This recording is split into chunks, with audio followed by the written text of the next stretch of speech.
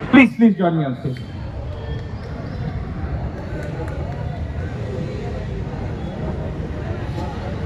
Miss Geeta Mayur, please.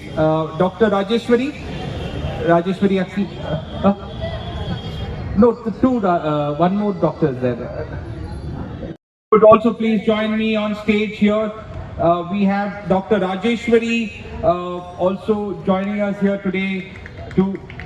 And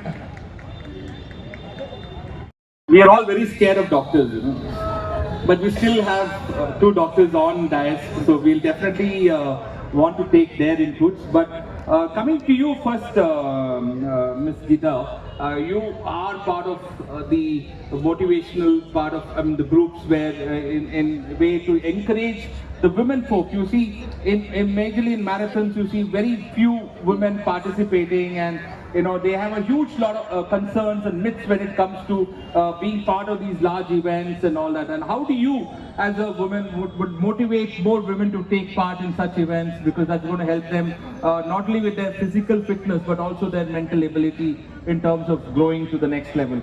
So if you could tell us that, and then I will come back to you with the... Yes. So the first myth is like we should look slim.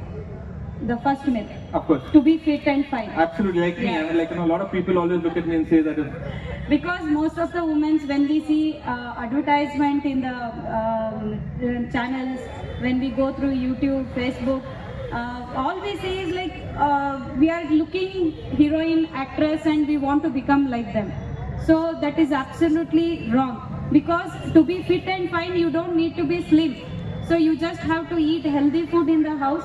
Of course, there is a lot of pressure on women because we have to look after our children. Even I am a working woman. I look after science centers in North Karnataka. So I travel.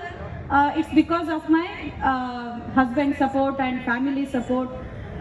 So the main thing is the family support. Some women get and most of the women don't get. So that is why we are able to see most of the runners are men, not women. Because they think about, we are like, we always think about the family. But as we think about the family, men are free to think about outside, like they can participate, they can run and all. But all I suggest the women here is, don't only focus on the family, take out 1 hour time daily, at least do some walking in the house, eat healthy food, don't go for out, whatever our ancestor has given us food, that's very healthy, like jawar roti, don't go gluten free, we do bhajra roti and all. So that's all very good for health. But now we are going towards North Indian dishes, that and all. But I feel that being North Karnataka, our food is the best food to be fit and fine, sir.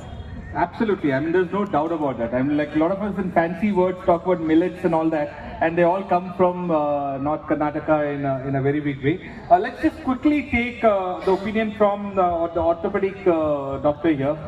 Sir, I mean, when it comes to men and women, I mean, from the bone structure and all that, is there something specifically that men should do and women should not do, or women should do and men should not do, or anything when it comes to marathon that you would like to talk general? That's absolutely good question. If it comes to men and women, for men, the God given as a testosterone. The testosterone hormone itself is it gives a very good strength to the bone. But for female, there is a estrogen. Estrogen in the body, it will convert to testosterone in female also. But that will give a good bone strength till 45 years. When the post-menopausal and all, they will become sudden aging, all bony pain and all. So to avoid that pain, to avoid those things, they have to start walking, jogging, yoga and good food habits. The only way between the men and women difference is that's because of hormonal these things. So after 45, they will not get any good bone strength like testosterone and all. They have to do the hard work like yoga, exercise, minimal walking every day without fail. Right. So that will cover up the... And how much should be the walking? I mean, a lot of times I've heard 20 minutes walk. Some people say 1 hour. Some people say it should be at least 10,000 steps. I mean, to give people a realistic target in terms of what they can do. This is also very important. because we should know what balanced food we are taking and how much sleep we are maintaining. Along with that, we should manage our walking and running also. Usually per week, there are two types of activities we are advising. One are minimal moderate exercise, one is little bit stronger exercise.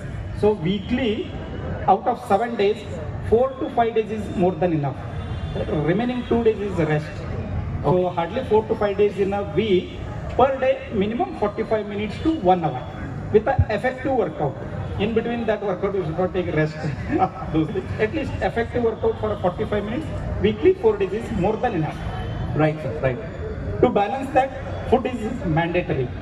As Madam said, all millets, home food, and try to avoid gluten. There is a lot of study regarding gluten, how to avoid. What is the food which contain high gluten? Especially wheat.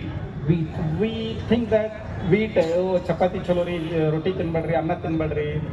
So wheat itself has a rich of gluten. Okay. That is making your. But it was always told, right? If you eat chapatis, you will always lose weight. That's what, even as a doctor, I used to follow this same thing. My food habit is